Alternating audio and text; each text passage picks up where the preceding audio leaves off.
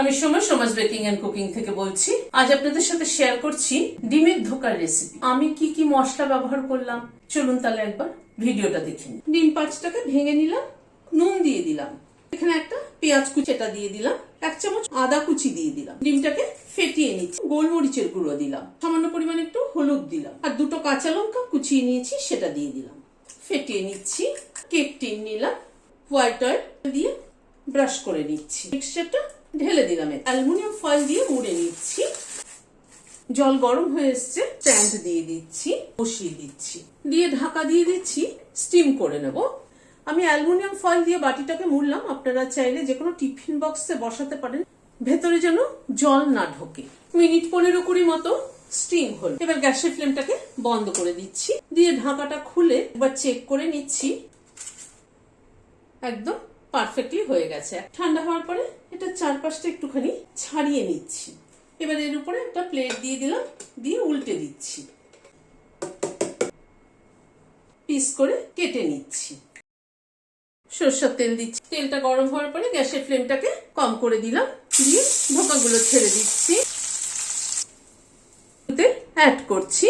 ফোড়নে একটা দারচিনির টুকরো দিলাম, 2টো এলাচ মাথা ফাটিয়ে দিয়ে দিলাম, 2টো লবঙ্গ দিলাম, তেজপাতাকে ছিঁড়ে দিলাম। গ্যাসের ফ্লেমটাকে একদম কম করে ফোড়নটাকে ক্র্যাক করিয়ে নেব। অল্প একটু সাদা জিরে দিলাম, একটা ছোট পেঁয়াজ পেস্ট করে নিয়েছি, পেঁয়াজটাকে দিয়ে একটু নাড়াচাড়া করে নিচ্ছি। এখানে 1 ইঞ্চি একটা আদার টুকরো, 2টো কাঁচা লঙ্কা পেস্ট করে নিয়েছি সেটা দিয়ে দিলাম। ফ্রেশ যদি মশলা করে রান্না করা হয় তার টেস্ট কিন্তু অনেক আলাদা হয়। সবকিছুকে একটু কষিয়ে নিচ্ছি। রোস্টেড ধনের গুঁড়ো দিলাম উঁচু 1 চামচ, হলুদ দিলাম পরিমাণ মতো, নুন দিলাম 1/2 চামচ, কাশ্মীরি রেড চিলি পাউডার দিলাম সামান্য পরিমাণ। গরম জল দিয়ে দিচ্ছি মশলাটা কষানোর জন্য। প্রায় মিনিট 2 সময় ধরে কষিয়ে নিলাম। এখানে একটা বড় সাইজের টমেটো পেস্ট করে নিয়েছি। এবার টমেটো পেস্টটাকে দিয়ে আবার কষিয়ে নিচ্ছি, আর মিনিট খানেক নাড়াচাড়া করে নিলাম। এখানে 5-6টা কাজু পেস্ট দিয়ে দিলাম, বাটিটা ধুয়ে একটু জল দিয়ে দিচ্ছি। এখানে 2টো ধোকা নিয়েছি, ভেঙে দিয়ে দিচ্ছি, ধোকাটাকে ভালো করে মিশিয়ে দিচ্ছি। এবার গরম জল দিয়ে দিচ্ছি,